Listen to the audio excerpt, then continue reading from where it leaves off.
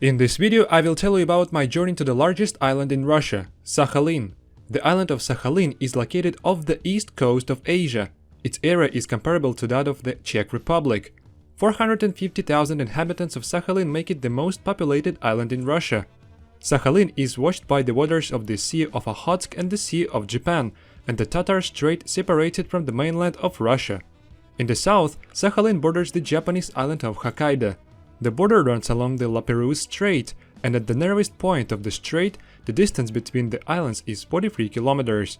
During my visit to Sakhalin, I explored mainly the southern part of the island, which was part of the Japanese Empire between 1905 and 1945. It was called Karafuto. The border between southern and northern Sakhalin ran along the 50th parallel north, leaving the northern part of the island behind the Soviet Union. Until the middle of the 19th century, Sakhalin was inhabited mainly by the Ainu tribes in the south and in the north by the Nivkh tribes. In the middle of the 17th century, the first expeditions of Russian Cossacks appeared on Sakhalin, and at about the same time Japanese expeditions also arrived on the island. Under the St. Petersburg Treaty of 1875, Russia received the ownership of the island of Sakhalin, in return transferring its part of the Kuril Islands to Japan. In 1904, the Russo-Japanese War began. The reason for the war was Russia's refusal to withdraw its troops from Manchuria, as well as Russia's refusal to recognize Japan's exclusive rights to Korea. After the defeat of the Russian Empire in the Russo-Japanese War of 1904-1905 and the signing of the Treaty of Portsmouth, Japanese Empire received South Sakhalin. As a result of the victory over the Japanese Empire during World War II, the entire territory of Sakhalin Island, as well as all the Kuril Islands, was included in the Soviet Union. Sakhalin is an island. It has no land connection with the Russian mainland. You can get to Sakhalin either by plane or by ferry. It was more convenient for me to get to Sakhalin by ferry, since I started my trip to the island in the city of Komsomolsk-on-Amur. First of all, I hitchhiked 500 kilometers from Komsomolsk to the town of Vanina, from where the ferry leaves.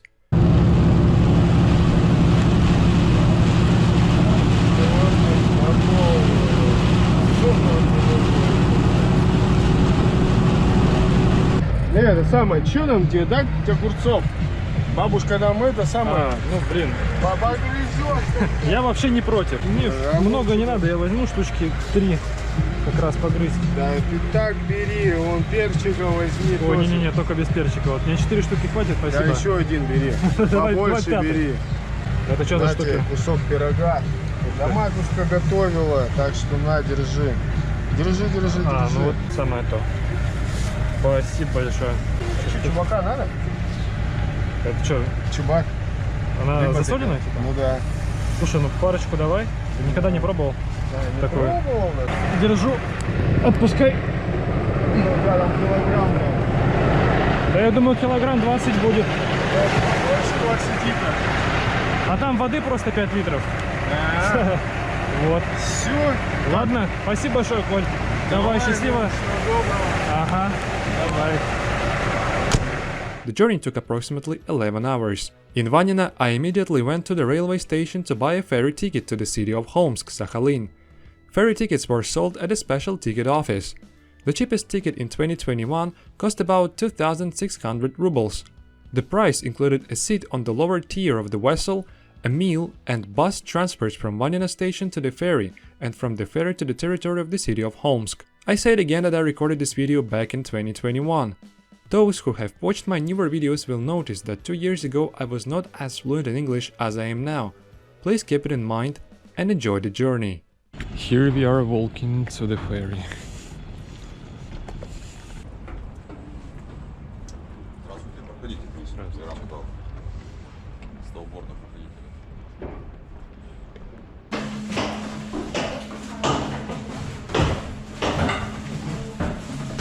At 3 o'clock in the morning the passengers boarded the ferry, and at 3:30 the ferry left the harbor.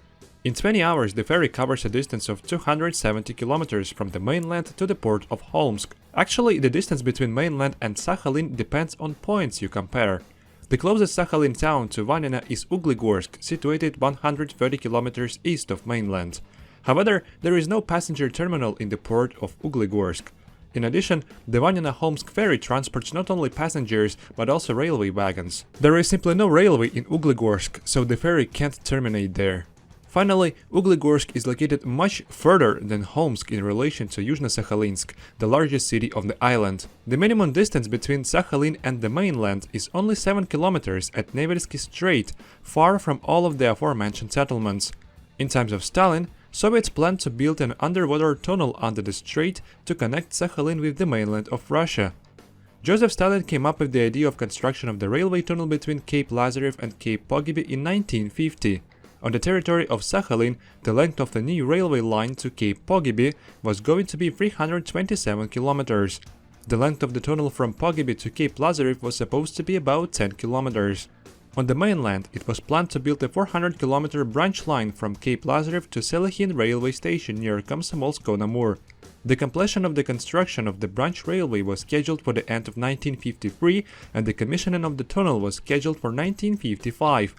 By the beginning of 1953, the total number of railroad builders had been more than 27,000 people. Construction, especially on Sakhalin, was carried out in harsh conditions of lack of infrastructure and lack of equipment. After the death of Stalin and the mass amnesty of prisoners, the project was ceased. Prisoners managed to construct 120 kilometers of broad-gauge railroad tracks along the right bank of Amur River, a mine shaft of the tunnel at Cape Lazarev, and a dirt road to Cape Pogiby on Sakhalin. Since 1973, Sakhalin has been connected to the mainland by the Vanina-Homsk ferry service. Currently, neither aviation nor the ferry meet the transport needs of the region. In winter, the Tatar Strait freezes, so icebreakers must be used for guiding ferries during very cold winters, and in stormy weather the island is generally inaccessible. Nowadays, there are several ferries that run between Sakhalin and the mainland. I sailed on the ferry called Sakhalin 8, designed to transport trains, vehicles and passengers. The ferry was built in 1985 and has not changed much since then. I got a seat on the lower deck in a spacious room without portholes. Since there was a lot of space in the room, I settled down on the floor in a sleeping bag for the convenience of sleeping. When buying a ticket at the ticket office, the cashier said that all of the cabins were sold out and therefore only seats were available. However, on board the ferry, for an additional fee, it was still possible to stay in a cabin. Available cabins were sold out within the first 10 minutes after the completion of boarding. There is no entertainment on the ferry aside from seeing ocean sights. Some passengers spend their time in the canteen. When my ticket was checked, I was given a food stamp. The meal looked like this: a cup of instant coffee, instant noodles and a small roll for dessert. Better than nothing for a 20-hour trip.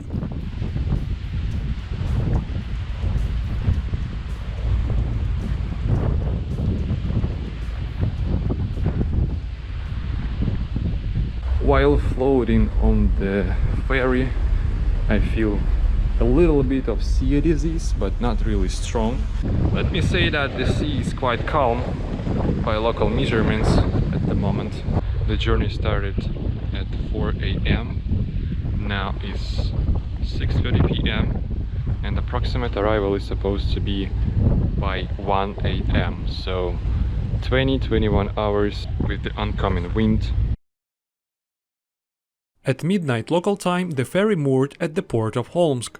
Before arriving in Holmsk, I took a free shower on the ferry, which made me feel energized. In addition, the night air temperature on Sakhalin was favorable for staying awake. I didn't want to sleep at all. At some point, I decided to get to the nearest railway station in order to ride a random freight train. However, while waiting for a train, I fell asleep right at the yard. I woke up early in the morning and decided to hitchhike in the direction of Nevelsk, the closest Russian city to Japan. I'm cooking the breakfast. We are eating sort of noodles again. I'm going to make a cup of coffee. Then I will hitchhike to Nevelsk.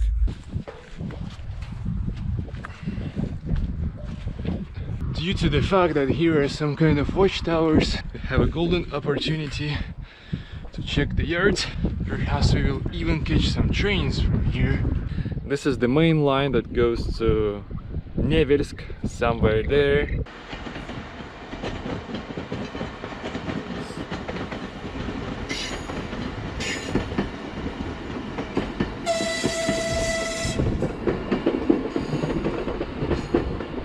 The disadvantage of the roads at Sakhalin is that there seems to be zero roadside, not that much space for a car to pull over. That makes hitchhiking more difficult. Extremely deep bushes on the hill, humidity here is quite high, climate is like a sea climate, therefore this is the paradise for some bushes, grass and this kind of shitty stuff. Газа так и нет.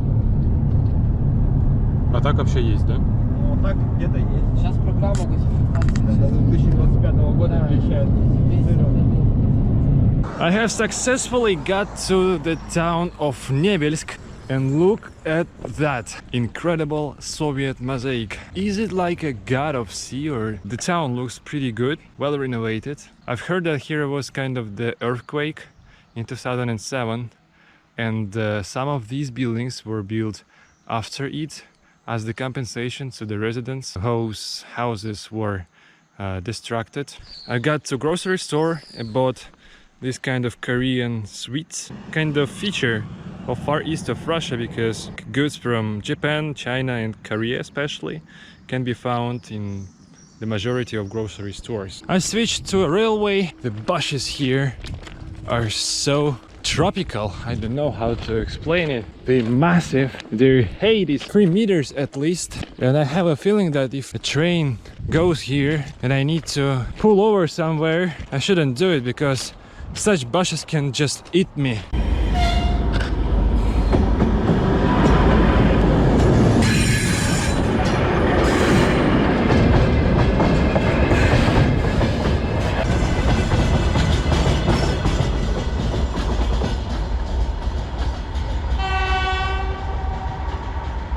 It seems that Nevelsk is being improved actively. You can even see a water truck spraying the water. Another reality of Sakhalin, such signs informing about the danger of avalanches, because mountains are really close to the streets. Finally got to this illumination tower in Nevelsk. From here you can observe the entire town, the station, the main street and even coal terminal in front of us. I see the development of Sakhalin. In front of us is a local hospital. It looks way better than hospitals in Yakutia or Magadan region. So despite all the disadvantages of local improvement, Nevelsk is a rare example in Russia of a city that is developing so rapidly. New panoramic point devoted to sea lions, because they can be visible from here. They usually lie on that kind of abandoned pier. Вот, проезжаем одну из многочисленных противоаварийных галерей на Сахалине. Это железная дорога в направлении Горнозаводска, ведущая из Невельска. Вот такая защита от камнепадов здесь устанавливалась японцами и нашими впоследствии эксплуатировалась. I have moved to the next point of my Sakhalin adventure. I'm staying on the bridge across the river. But I've got here to explore a bridge over the same river, but Japanese one. And it appeared that there are two Japanese bridges. The first one is this in front of us, abandoned railway bridge. The railway itself is disassembled, and behind it, right there, is the ruins of another kind of bridge. The mount of the railway is recognizable, even the places their sleepers laid also visible. Right and left feet staying in the kind of ditches of sleepers. But the most interesting thing is obviously Japanese railway bridge. Its remains, look at that, it's rusty, probably 5-10 years, and it will fall to the river, but it's still here and I can literally walk the history. According to available information, the Shebunino, or in Japanese, Minaminayoshi narrow gauge railway, was built in the 1930s by the Japanese to transport coal. So this is tsunami dangerous place, and in case of earthquake you need to run to a high point of the territory. It could be this mount or better one of these hills, mountains. Earthquake here can cause tsunami, and it will just cover the lower part of the land.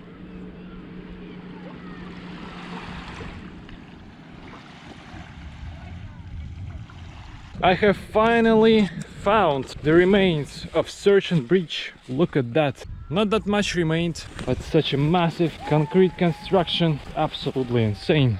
This is the only piece of concrete that remained after Japanese here. Not that much stuff in this area. Let's move forward and explore some new places. In the afternoon, I returned to Nevelsk to catch a northbound freight train. I got on a freight train late in the evening, and the following day I ended up in the town of Poronaysk on the opposite side of Sakhalin. Follow the link in the upper right corner of the screen to watch the video of my train hopping journey. And now, let's move to the east coast of the island. I have successfully arrived to Poronaysk. I got to this train at Nevelsk, ended up here in Poronaysk in 250 kilometers from starting point. Concrete sleepers for double gogi can be found even in Poronaysk. They were used during the process of replacing Japanese gogi on Russian one, so trains on both gogi were able to run here. I have found unlimited source of water. This water pump is public. Having enough water, I decided to cook brunch, buckwheat porridge and some fish in tomato sauce. Should be good, probably. I also have some sweets for desserts.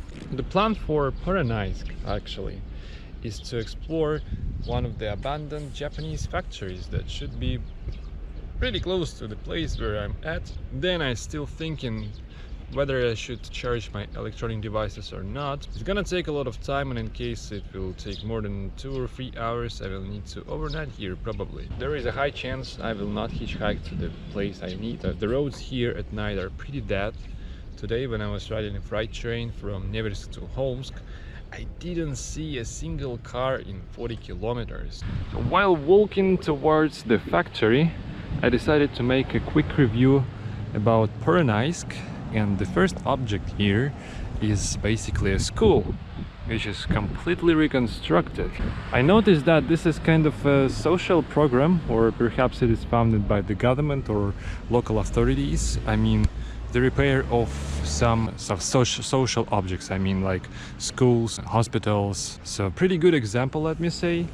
In addition to the school, here is a little kind of a backyard with benches and flowers. Talking about residential buildings, they are the same as in Kaliningrad, as in Moscow or Vladivostok.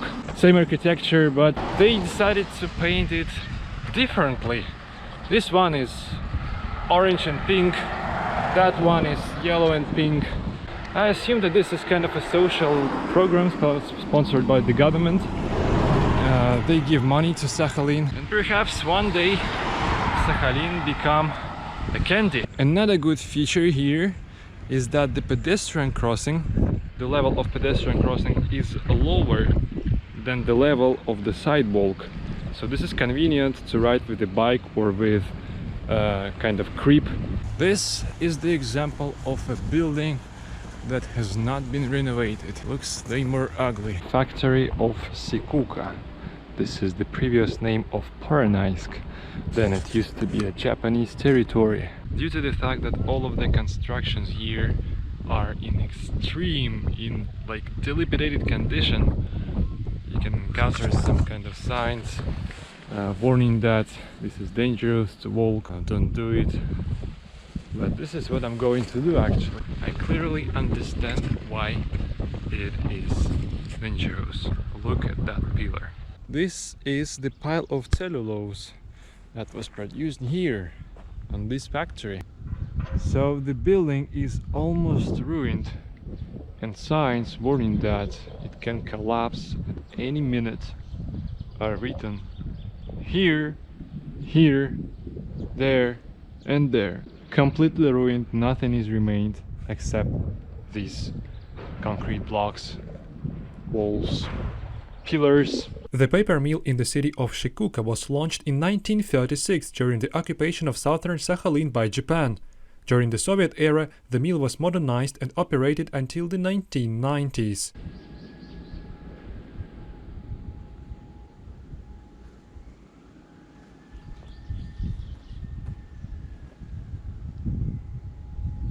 Despite the deplorable condition of the buildings, there are interesting objects on the territory of the mill, among which, for example, a narrow-gauge railway track in one of the workshops. It was used to transport products or materials around the workshop. In general, only bare walls remained from the mill. There were no machine tools or other paper-making equipment inside. Nevertheless, it was interesting for me to explore the large territory of the mill. For the majority of towns on Sakhalin, paper mills were city-forming enterprises. Over time, the cost of paper production increased and the operation of such large enterprises became unprofitable. After visiting the factory, I walked around the center of Poronaysk and was pleasantly surprised by the good condition of streets, houses and the spread of street art. From Poronaysk, I took a passenger train to the town of Nogliki in the north of Sakhalin. Nogliki has the easternmost railway station in Russia, which is also the terminus for a daily passenger train from Yuzhno-Sakhalinsk. Nogliki station is located 540 kilometers and 12 hours from Yuzhno-Sakhalinsk, the main city of the island. I have just arrived at Nogliki, the northernmost point of Sakhalin railways. Basically, this is a village in Sakhalin region. The last point there you can get by passenger train. I got one of the worst possible wagons, I mean the cheapest one with the places for sitting only. $8 from Poronaysk to here, 350 kilometers, pretty decent price. So now I'm going to explore the settlement a little bit and then hitchhike south. I decided to explore another illumination tower. Guys, notice that the nature at northern Sakhalin is completely different from southern one. You can notice some deep forest, but not that tropical as in southern Sakhalin. According to the name of this supermarket, I can presume that its owner is Ukrainian, because Slavutich, this is the name of this supermarket, is a town in Kiev region in Ukraine. The town, there are workers of Chernobyl nuclear power plant live. If you build a new building in Russia, then you must make some kind of infrastructure around. This is not the best example of playground for children. This table is used mostly for drinking vodka or something. So basically this playground was made just because it must have been made. Here is no quality at all. I have found an interesting water pump in Nogliki because it's completely automated comparing to the ones in other settlements. Look, you just click here, push this button, and then water comes. Isn't it a genius who projected that? Barriers for cars. They are used on highways to protect the cars from getting off the highway in case of a crash or something. And this is pedestrian bridge. This little monument says that Nogliki was founded in 1930, so it's relatively new settlement, and it's 600 kilometers from here to Yuzhno-Sakhalinsk, to the capital of the island. Such an unusual bus stop devoted to the topic of the Second World War. It is called Park Победы or the Park of the Victory. But I will not take a bus, I will walk because the next bus will be here in an hour. Here is nothing special in Nogliki and therefore I decide to continue hitchhiking southbound. I have managed to escape Nogliki. The nature here looks way more similar to the nature that I'm accustomed to. Like here are no such massive bushes, 2 and 3 meters high. You can just go to the forest and set a tent at any place you want.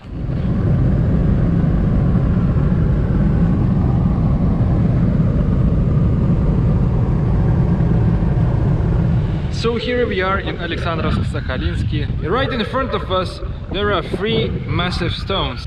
This is the first thing that I want to see today. Next stop is the tunnel that was made manually by prisoners who was sent here in the end of 19th century. And then there should be kind of a lighthouse behind this massive mountain. We need to cross the tunnel to get there. From the viewpoint on the beach, it looks like snow on the stones, but in fact this is just bird's shit. Through this kind of natural tunnel.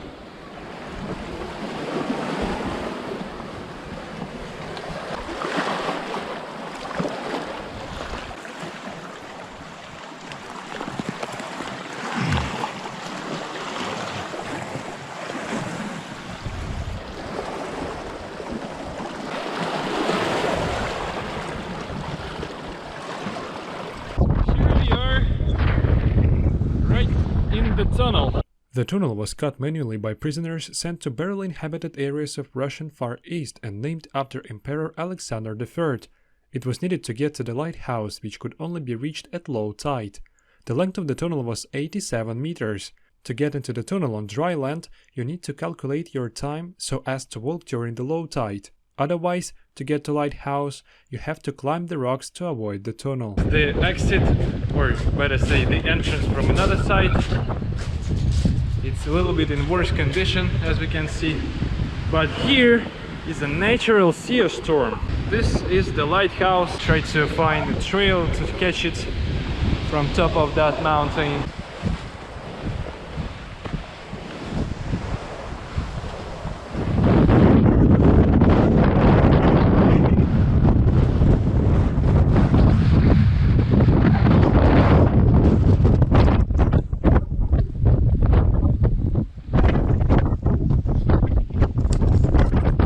Look, 30 minutes before there was more water, but now seems to be low tide in the sea, therefore I can freely walk here. Japanese cars here on far east of Russia are more popular than Russian or European or American.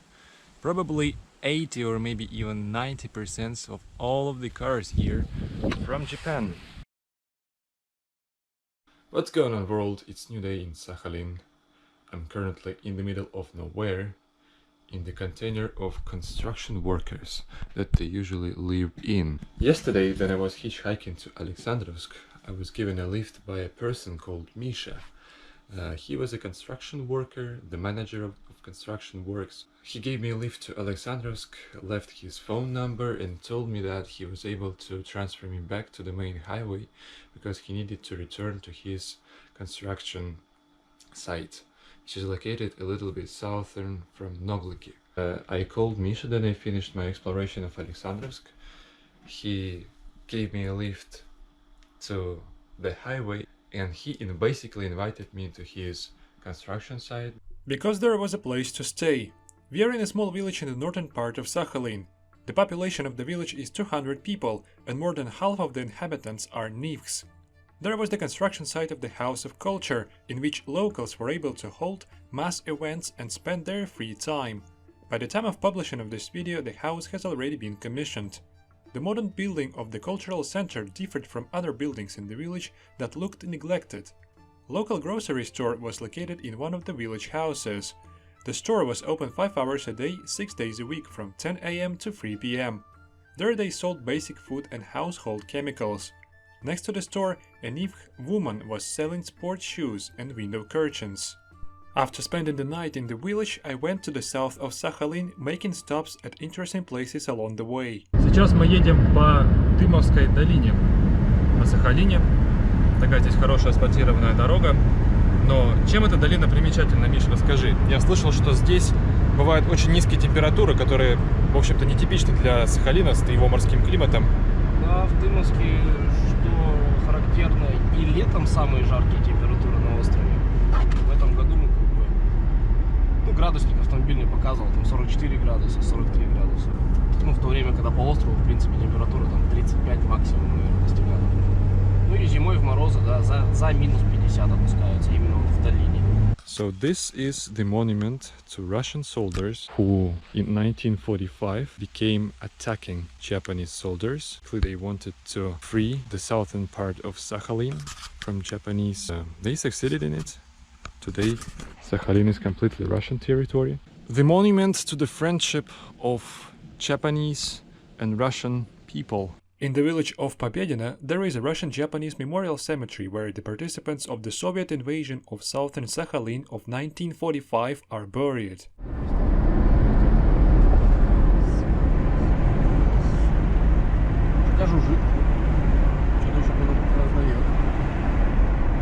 С одной стороны строят спорткомплекс, с другой расселяют пятиэтажечку.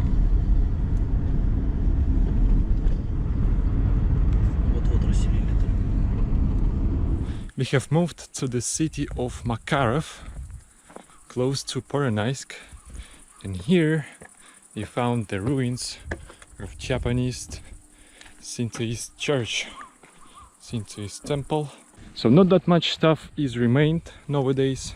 There are some sort of sculptures on the entrance to the temple, or it was some kind of a chapel. Here must have been the main building of the temple.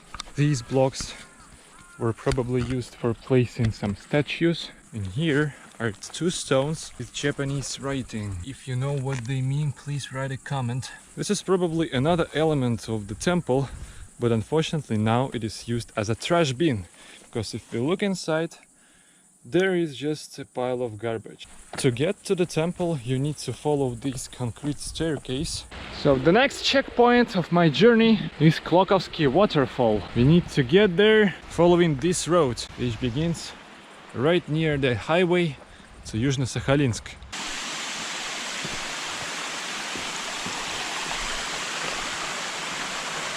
So here we are, right in front of the waterfall. This waterfall is relatively big comparing to the ones that I've seen in my life. Klokovsky Waterfall is one of the most famous at the island. This is the area around. There is a chilling spot with table and benches. You can cook a meal here and enjoy the view.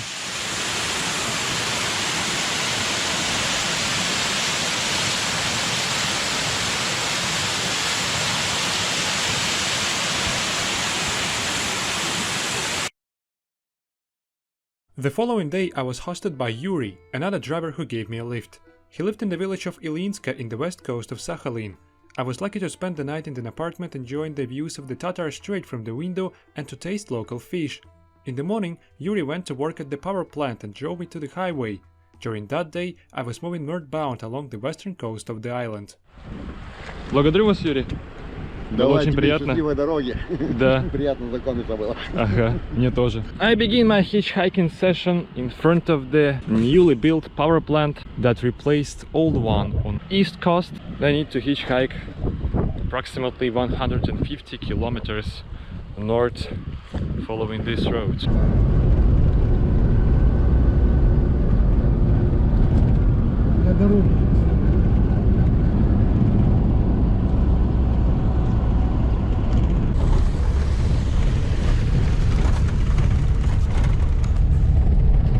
Я заметил, что за Сахалин прям взялись.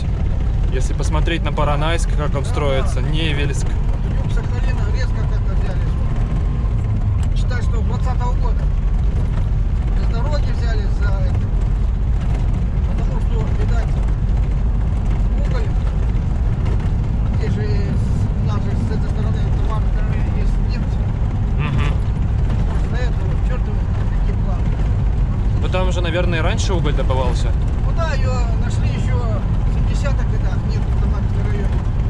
Но ее законсервировали. I've got to the first checkpoint for today. This is the abandoned Japanese electric station located close to Krasnogorsk village. Here it is. This is first thing. This is the second. Abandoned bridge pillars of disassembled Japanese railway that was here and headed towards Uglegorsk. This power plant was built in the beginning of 20th century, and then Japanese lost their power here. In Soviet Union it was used as oxygen charging plant for local seaport.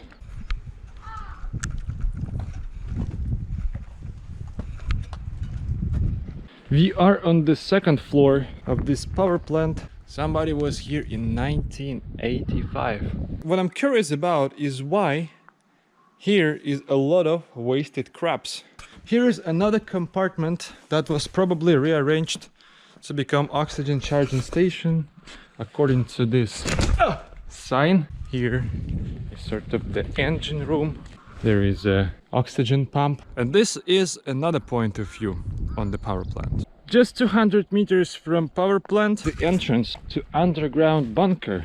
Unfortunately, I don't have a powerful light to show it to you, but technically you can enter this door, get down this staircase, find yourself in the bunker. Following this barely used concrete staircase, you can get straight to the monument. All the writings here are in Japanese language, so I can't really translate them. This monument was placed in 1992 This is the only thing that I can get from this text. The only access here was from this trail, which now is the territory of a private industry. Therefore, you need to somehow get around it. Just in 7 minutes walk from the monument, Japanese water tower. As soon as this is the highest point on the area, it was obviously a water tower. Highly unlikely that it was something else. There are 0 signs on the graveyards, if they are graveyards. Perhaps it's not necessarily to write something, so it's just like unnamed gravestones.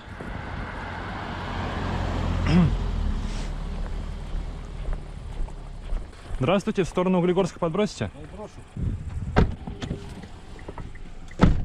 Поселок, точнее деревня Айнская. Дома Заброшенные, да. Тоже все пустое, уже разрушено даже есть. Ну, тут пару прописанных есть, видишь, вот народ браконьерит, каких рыбку, наверное, продает на речке. Да, точно. Риба. Судя по всему. Вот здесь вот эти КамАЗы здоровые, видишь, какие стоят КамАЗы, какие колеса.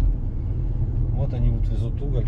Тут самые большие белазы в мире. Огромнейшие экскаваторы. Чтобы в кабину забраться, колесо выше в 2 раза человеческого роста. Выше меня в 2 раза. Ну так вот, немножко в порядок привели, конечно. Но по сравнению с Поронайском, конечно, библиотеку вот отремонтировали центральную. Ну так вот, видишь, дворы все вот заделали, забетонировали. Вот по этому краю прям до конца, до рынка практически все. Кинотеатр восстановил. Сделал. Заработал в прошлом году. I have successfully arrived to the town of Uglegorsk. This is a significant town. Sakhalin here is the largest coal mining industry, but I'm going to explore not just industries but also Japanese heritage. These are the gates that are called tori. Such sort of gates are usually placed in the entrance to temples. Japanese temple, or better say its remains, located a little bit further from here, half of the kilometer. This kind of concrete pillar with hieroglyphs. It should be either a prayer or a wish of like something good. There are also some hieroglyphs on the opposite side. That's a misfortune that I can't read Japanese. The ruins of Japanese temple. This is the foundation that remained after the blowing up of the temple. What is interesting here is that some of these pieces of concrete, some of these constructions, saved Japanese hieroglyphs. Right at the main entrance to Uglegorsk seaport is absolutely stunning Soviet mosaic with the image of Mr. Lenin. Observes incredible waves and deserted streets of Uglegorsk. We are entering the territory of Uglegorsk paper factory, which is abandoned. This is one of the largest Japanese objects in this area. Here it is, this masterpiece of industrial architecture. Same kind of factories were built in different parts of Sakhalin, and Uglegorsk is not an exclusion. This sort of tower of pretty much specific architecture, I have never seen such kind of things in Russia. And look at the windows, they are also quite slanted vertically. There are several floors, 1, 2, 3, 4, 5, 6 or 7 floors. So here we are in the inner territory of the factory, and I just can't find words to describe my excitement. Some metal things here still not cut. They're usually cut after the building becomes abandoned. But what is interesting here again is that massive hole up to the 3rd or maybe even to the 4th floor. I kinda found the staircase at least to the 2nd floor, but I will not take it because here is only one part of it. Here is a random metal stuff, and in the bottom is a puddle with brown water. You can even notice this sort of Japanese windows with numerous cells. There are 8 cells in each window.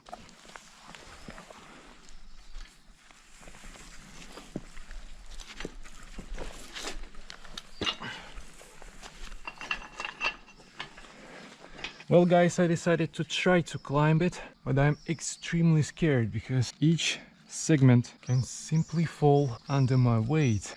Technically, if I fall from this height, that could be fatal. So this is the panoramic view on the factory from the height of the third floor. I'm not ready to climb upper, it's too dangerous.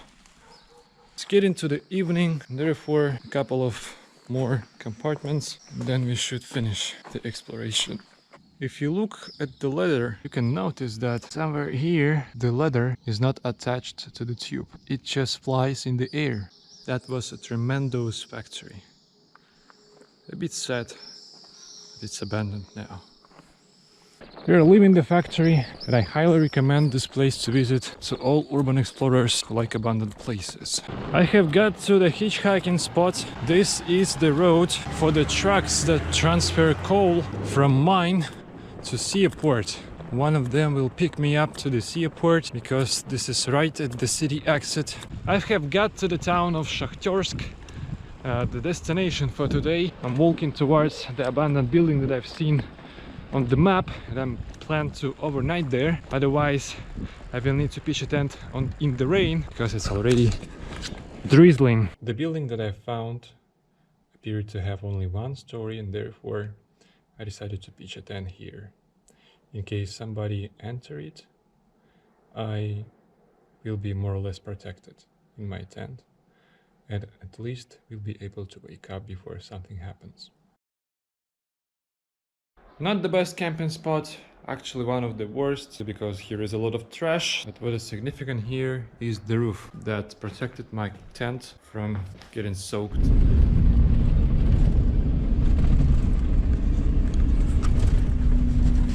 I have just back to Krasnogorsk, to the village there I was yesterday, to observe one more location that I forgot to show you. This kind of tunnel located straight on the beach. There were some rumors that it was connected with electric power plant. According to information from the internet, the tunnel with access to the coast of the Tatar Strait began near the power plant and was connected to Japanese underground bunker. Perhaps it was a part of a mine. The tunnel was covered with sand, making it impossible to explore. Ну давай, счастливого пути. Давай. Тебе тоже, да, классно. Да, давай. Все, счастливо. I'm currently staying at the road that hits to Omsk. To the city. From there I begin my journey, my exploration of Sakhalin. Здравствуйте. В сторону Тамари подбросите? Тамари? Ну да, в ту сторону. So I have got to the town of Tamari, ex-Tamarioro. Here we can find the remains of Shintoist temple with some torii. Crossing the first torii on our way. Here is the information in Russian and Japanese languages about this kind of area. This is the monument that was made here in honor of the war. This is the foundation of Totsubati. This is a stone-made cup for washing hands that was usually set before the entrance to the temple. There is an abandoned paper factory, obviously built by Japan. The city itself, or better say the town, it's a little bit depressive to be honest, because you see a lot of abandoned constructions, abandoned bus, some random ruins. So probably not the best time in the economy of the town. Most of the residential buildings located in southern part of the town. The second torii was placed right in front of the entrance to the temple, so somewhere here. And these hieroglyphs, they say something like the year of 2600. And this is the monument in honor of people who died during Japanese, Chinese and Japanese-Russian wars. In the foundation, in this hall, used to lie papers with the names of people who died. The foundation of the temple Tamarioro Dzinza. It was founded in 1921. Unfortunately, not a single temple has survived after Soviet cleaning of Japanese heritage. All of them were destroyed. Following this wonderful trail, you've got to the source of water. Let's check it out. It must be drinkable.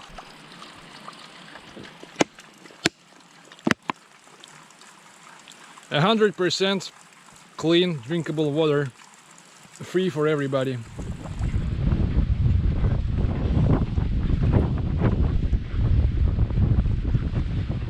The panoramic view of the town, pretty calm, pretty chilly. I'm going to overnight in that abandoned factory, paper factory. Near the tower I found some abandoned railway tracks of the Japanese narrow gauge. Until 2020, trains ran down narrow gauge tracks on Sakhalin. In 2020, the narrow gauge tracks inherited from Japan were replaced by wide gauge tracks typical for Russian railways. You can also notice them on the screen. Look at this incredible viaduct. Here was a railway track that was connected with the factory. We're walking the territory. It's pretty deserted, which is good for me. But dogs are still here, barking and annoying the strangers. Basically now I'm looking for a place to pitch my tent, but I'm trying not to be loud because I don't want to annoy dogs that kinda patrol the territory. I'm going to overnight straight in the factory at this kind of spot near the massive hall with the height of several stories. I'm going to pitch a tent here. Tomorrow I'm going to wake up early and continue the exploration of the area of Sakhalin. This week has been productive. Hopefully the next one will be the same. In the morning you can better esteem the place where I overnighted. We are in the heart of Tomari paper factory. I finally hitchhiked from Tomari. There was some cars, let me say. The road was not completely deserted, but for some reasons they didn't stop. But finally I'm here at Novoselova siding. I'm going to walk towards two abandoned railway tunnels. I need to get behind this turn and then I will probably find the first tunnel. So I have got to the first tunnel. It is located left to the railway. Now the railway goes through the mount. Prior it was located in the hill. I'm staying in front of the portal, but to get there I need to cross these massive grass. There are some old sleepers. That proves the fact that here was a railway. Unfortunately, not a single rail has remained. This is the opposite side of the portal. From here you can already see the second tunnel in 300 meters from this one. I'm not going to walk across it because it's literally the same as the one that I have passed.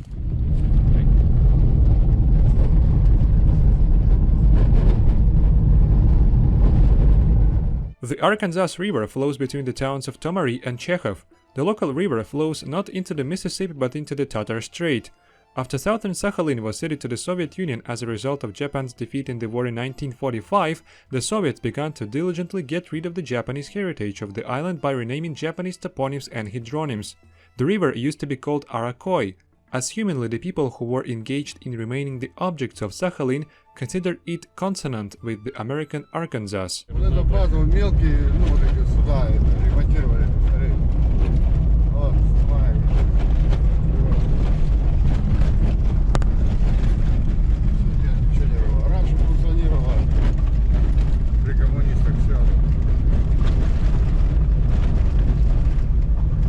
So here we are in the village of Chekhov. I thought that Chekhov is a town, but it lost the status of town several years ago because of the degradation of the industry, because of the losing of population. And Chekhov is the surname of a famous Russian writer, Anton Chekhov. His destiny is connected with Sakhalin. He was here, he wrote a row of poems about Sakhalin.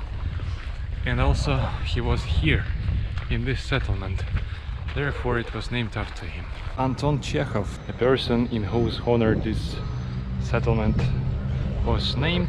There is one thing that I wanted to explore in the village of Chekhov, abandoned paper factory. It was operating during Soviet regime. When Soviet Union broke up, the factory didn't survive it. The architecture of this factory seems to be a little bit different from the ones that we have seen in Uglegorsk, Poronaysk. It seems that this factory produced less paper, less cellulose compared to the ones in Poronaysk, for example, because I don't see massive compartments here, just two-story building. There are some ruins, and that's probably it. From Chekhov I went by train to the next site of Sakhalin. Due to the proximity to the sea, the railway in western Sakhalin seemed to me one of the most picturesque in the country. In Homsk, my train passed another abandoned paper mill built during Karafuto's time. After Homsk, the train turned into the valley of the Ty River. The railway in this area runs along the water reservoir, behind which there is terminal station of my train. In the past, this railway connected Homsk with Yuzhno-Sakhalinsk, but it was disassembled in modern-day Russia. My rail bus is going to depart back to Homsk, but I'm going to continue walking towards the bridge. This railway appeared in 1920.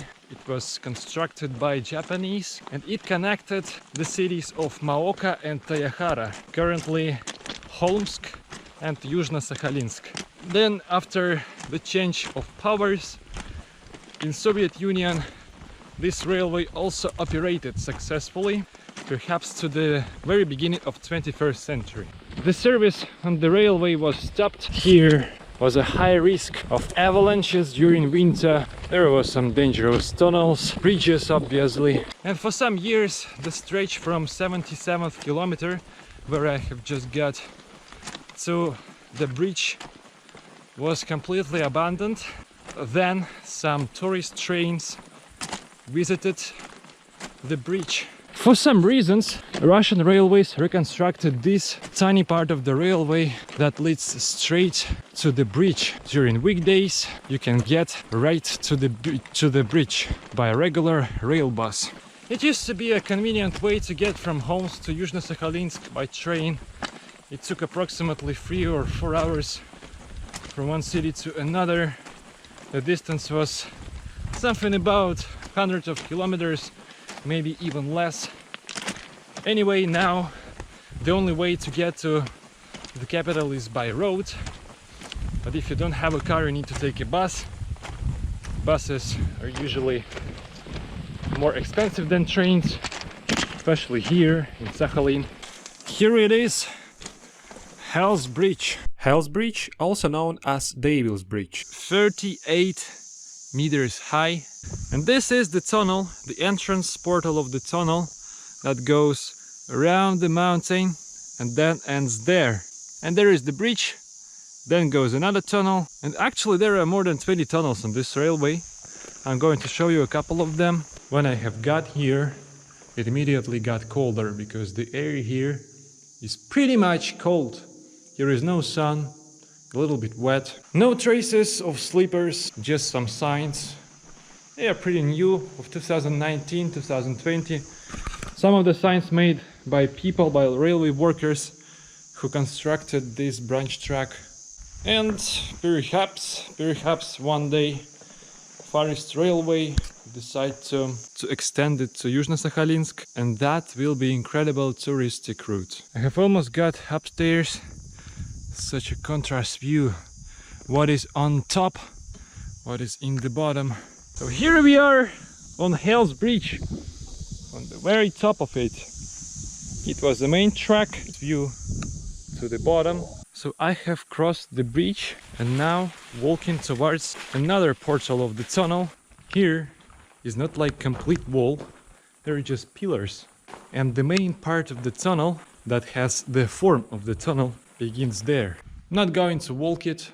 It's gonna take a lot of time. It's getting to the evening.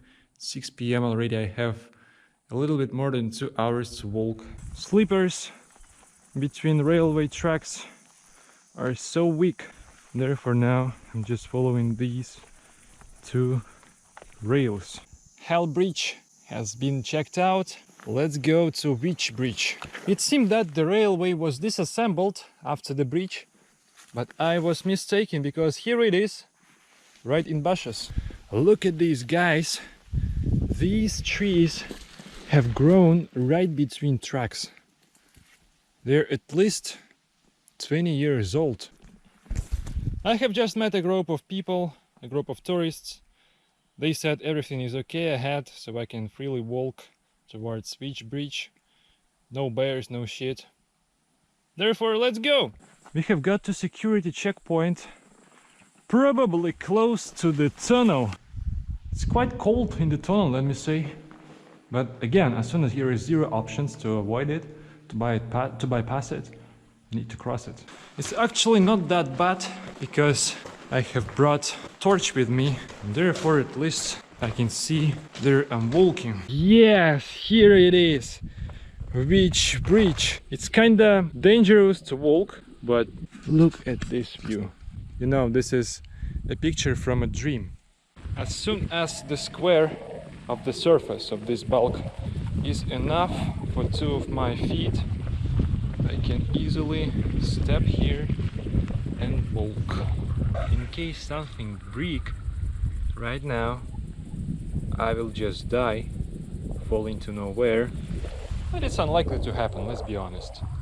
There is another tunnel, let's get to there and then return. The second part of the bridge is a little bit more difficult to walk. I can't walk the sleepers, they're located too close and in too bad condition. Let's fuck it. That's what I'm talking about. Another Japanese tunnel in the direction of Yuzhno-Sakhalinsk. To get to Yuzhno-Sakhalinsk I need approximately 2 or 3 days. This is too much, I don't have that much time. Therefore now I just walk back to civilization, pitch a tent somewhere, and we'll say till tomorrow. I have just seen a snake. It's toxic snake. Fuck it, it's somewhere here. Let's get away from here.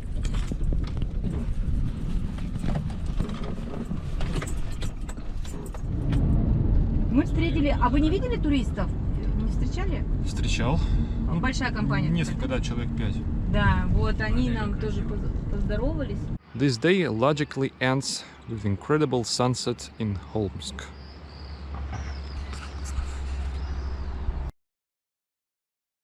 It's new day at Sakhalin.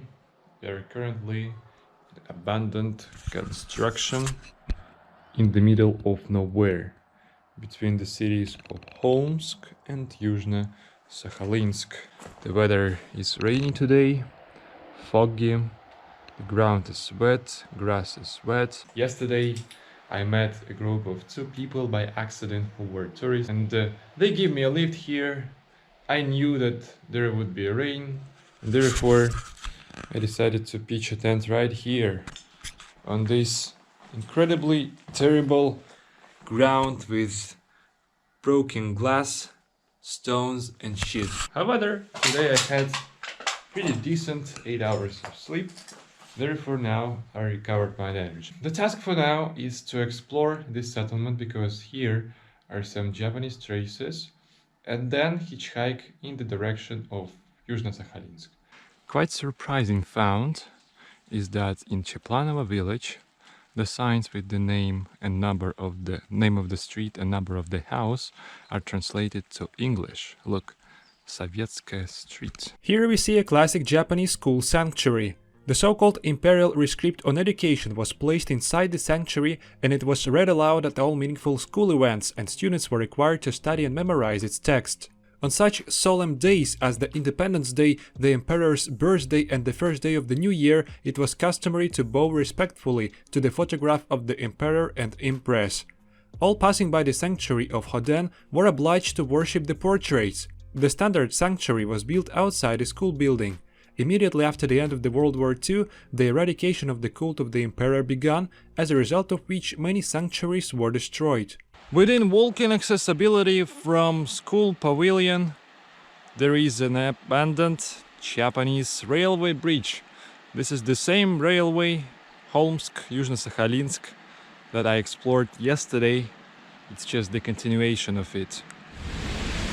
Вот в поселке Взморье Можно так возле дороги остановиться и приобрести сытных, вкусных крабов. Даже вот таких огромных товарищей. И он такой массивный. A real weather that usually is on Sakhalin Island, sort of the rain that never ends. It is extremely annoying, and despite the fact that this is not that cold, today approximately plus 16, plus 17 degrees Celsius, but you also need to count the wind, which is kinda strong in this area, and therefore it's pretty much cold now. Anyway, at least now I'm almost at the place. I want to visit Tori Gates here in Vzmorya. Almost got there, so we got to this Tori. There is no need to explain what does it mean. This is the gates that are located prior the temple. Obviously here is no temple after communists destroyed it. Look at the weather! Look at my shoes! This is the worst situation in this journey. I'm soaked to the skin. My bag is soaked to the skin. I need to find a cover. Я бы назвал эту погоду очень английской. Ладно, спасибо большое. Было приятно прокатиться, пообщаться. Нам тоже. Так что давайте, удачи, ребят. Спасибо. This is my hostel. I'm going to stay here for approximately 3 or 5 days. This is my dinner for today. Yeah, Mr. Krabs is sending hello from Sakhalin. This crab was given to me by a woman who was selling it on the road in Vzmorya. After listening to my story about my adventures, she was probably inspired to give it to me for free. Today we're gonna eat natural products of Okhotsk Sea. Another new day in Sakhalin. I'm currently in the village of Starodubskaya. I need to find some Soviet or perhaps Japanese pieces of tanks, some sort of main guns that are digged into the ground. They were set here for some military purposes. This is what I'm talking about. Kind of the main gun upper part of the tank is literally digged into concrete block, place of a fireman, the person who shot enemies' vehicles. Everything is in trash. Historical object appeared to be a trash bin. This is really sad, but technically look here. All of the mechanisms, they can operate if you make a little repair. It can be active in case of the war or something. The entrance to this caponier is a little bit damaged. We can still try to get inside. This is insane. Look. Its weight is 1,422 kilograms. While exploring a tank caponier, I met a tourist on a motorcycle. He was exploring the caponier too and gave me a lift to the remote part of it. We got to the tank class IS-2, which was also a part of the defensive system of the Sakhalin coastline. Tanks of this model were produced from 1943 to 1945 and were in service until 1993. Ой.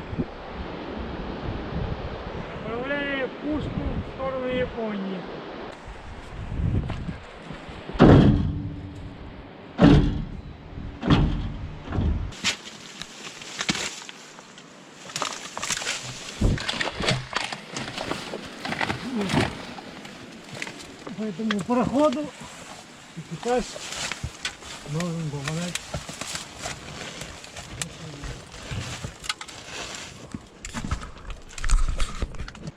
И в случае подрыва через этот люк также происходит эвакуация личного состава. А вообще вот эти вот танки, они, получается, авиацию отстреливали или сюда тоже? Они установлены, эти танки, где берег дает возможность высадить десант. Вот куда экипаж мог эвакуироваться в случае подрыва танка. Салон раз, открывается, вот крепление осталось. Снаряд засылается, казённик закрывается и производится выстрел. То есть, в принципе, его подшаманить и еще будет стрелять? Конечно, нет. А вот здесь сзади, получается, вот эти штуки. Это для снарядов. Waterfall. Здесь находятся снаряды. Вот крепление. Вот сюда открывается, стоит все. After visiting the objects on the coast of the Sea of Okhotsk, my new friend gave me a lift to Yuzhno-Sakhalinsk on his bike. The driver turned out to be an active military man. I learned from him that the next day he planned to go to Cape Krilion with a group of teenagers. Krilion is the southernmost point of Sakhalin, from which the Japanese island of Hokkaido can be seen. The driver was ready to take me with him, but he needed permission from his boss. Since we returned to Yuzhno-Sakhalinsk late in the evening, the driver did not call his boss and offered me to stay at his place, so that in the morning I would go with him and the children to the Cape, if his boss allowed. In the morning he called the boss and he did not allow me to join the tour. I understood his decision and saying goodbye to the driver, I went to continue exploring Sakhalin. It's a new day in Sakhalin. And currently I'm in the town of Karafuto. Karafuto is the second largest city in Sakhalin region. The population of Karafuto is a little bit more than 30,000. Karafuto has the largest seaport on the island. This is the railway platform. This is the exit to this sidewalk. The sidewalk is okay, but why here is no pedestrian crossing? The city is here, but how to get there? That's the question. You need to illegally cross the road. There are also some questions to sidewalks. They can suddenly disappear, and to bypass them you need to either walk the road or to walk across the dirt. This is Mikhail Karsakov, a military commander in whose honor this city was named. Karsakov's philosophy: it is warm not in jacket, but in the soul. I don't think that such lakes should exist in the city. The old cemetery of Karsakov is a Japanese monument to the people who died during Russian-Japanese War in 1945. Most of the graves are completely abandoned. It's just a rusty metal fence, don't have names or surnames. It's barely possible to identify a person who is buried here.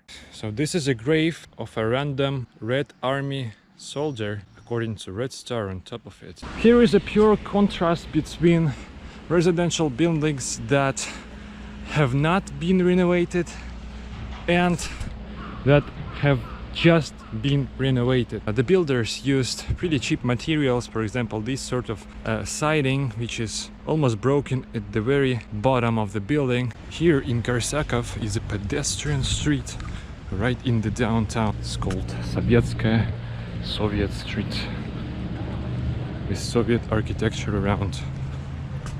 There is an incredible panoramic viewpoint with the view on a seaport of Karsakov, a railway line and a station. Look at this incredible Soviet mosaic. This is the School of Arts and Music. Mosaic symbolizes the art, essentially. Painting, ballet, music and sewing. At the end of the exploration of Karsakov, I need to show you the monument to Koreans, the victims of Japanese militarism. When Sakhalin was Japanese territory, Japan sent Koreans as slaves here as a cheap labor, and a lot of them basically died, and currently here is a massive diaspora of Koreans, and they constructed this monument in 2007. After exploring Karsakov, I returned to Yuzhno-Sakhalinsk. Walking around the city, I suddenly found a Catholic church where a concert of a Japanese violinist was expected. I managed to film a few seconds of the concert rehearsal.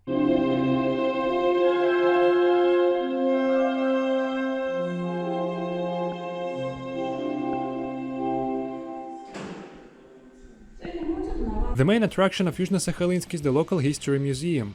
The museum occupies a Japanese building constructed in 1937. It was built in the national style, the only one of its kind on the territory of both Sakhalin and all of Russia. The museum has over 200,000 exhibits on such topics as flora and fauna, natural features of the region, the ancient past of Sakhalin and the Kurils, fossil finds, indigenous people, discovery and exploration of the islands. In addition to the main exhibition, the museum has several outdoor exhibits. One of them is a Japanese tank from World War II. found on one of the Kuril Islands. Another notable exhibit is a school sanctuary, in which, during the time of Karafuto, portraits of the Japanese emperor and their rescript on education were hung. The museum also had exhibits describing life of the indigenous people of Sakhalin.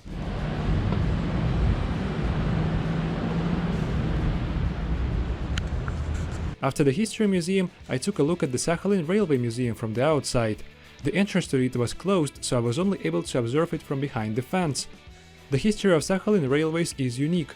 Rail transport on the island developed under the influence of various political and economic models.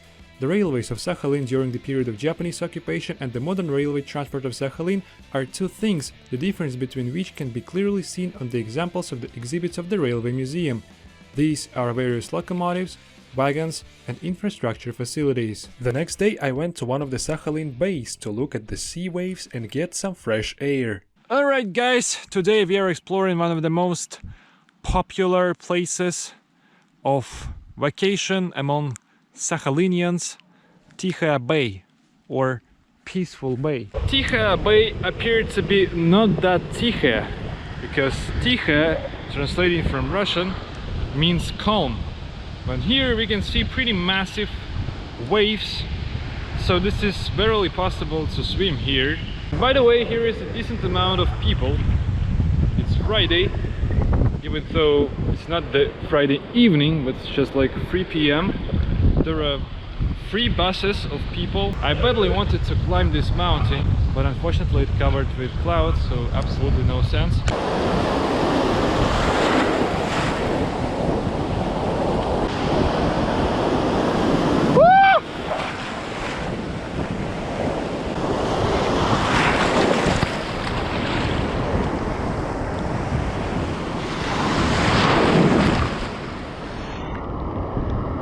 Ладно, пора, мне кажется, выходить. What a beauty! I have just swim in Okhotsk Sea. Jesus wept, a part of the Pacific Ocean.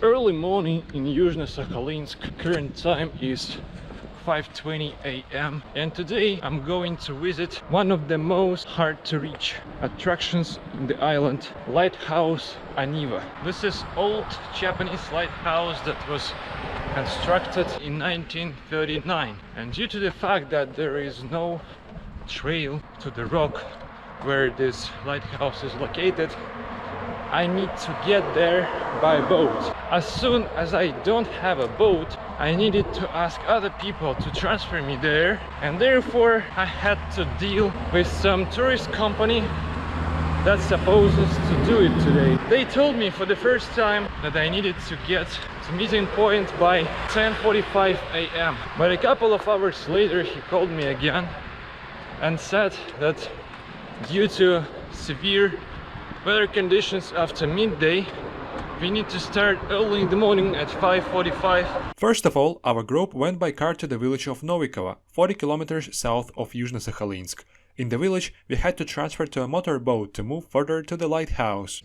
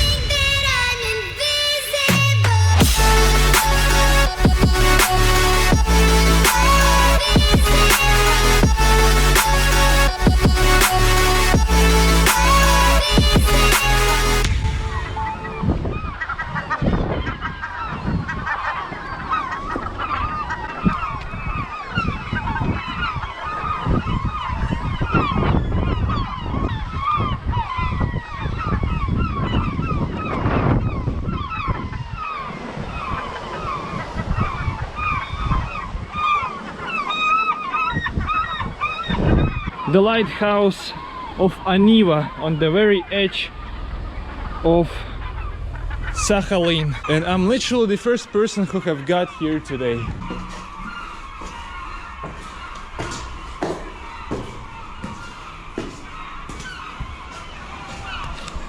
I've got to the very top compartment of this lighthouse, and the beauty here is incredible. Look at that. Now, this is the very top of it. Holy crap, look at that.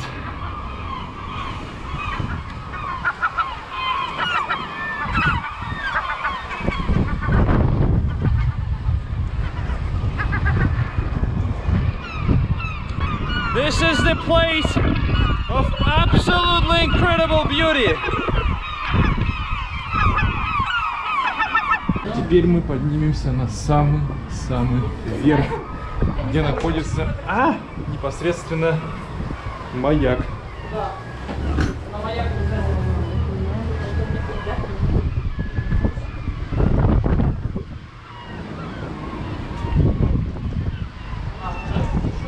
Such incredible views can be seen from the very edge of Sakhalin Island, from Aniva Lighthouse. The lighthouse is a round concrete tower with a small side extension. The tower has 9 floors. On the basement floor there was a diesel compartment. The first floor with an annex was occupied by a kitchen and a food warehouse. On the second floor there were radio room, control room and watch room. On the third, fourth and fifth floors of the lighthouse there were living rooms designed for 12 people. Since 1990 there have been no permanent workers at the lighthouse. The lighthouse operated autonomously by radioisotope thermoelectric generator until 2006. Then the generator was removed and the lighthouse was abandoned and looted by marauders. Despite the severe damage, the lighthouse is heavily visited by tourists arriving on private boats.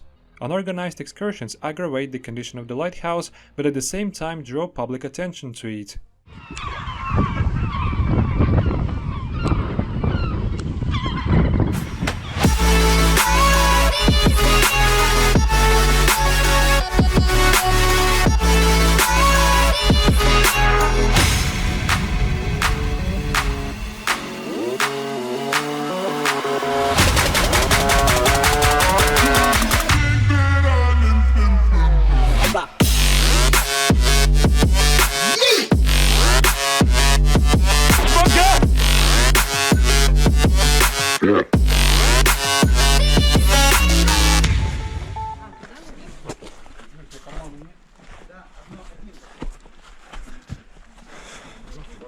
On the way back we made a stop at Marble Bay. I could not resist the temptation to climb one of the surrounding rocks to enjoy panoramic views of the Sea of Japan. A couple of days later I flew from Yuzhno-Sakhalinsk to Vladivostok, and that was the end of my journey around the island. Thank you for watching this video. Do not forget to click like button, write a comment and subscribe to my channel. New adventures on planet Earth are coming up. See you soon!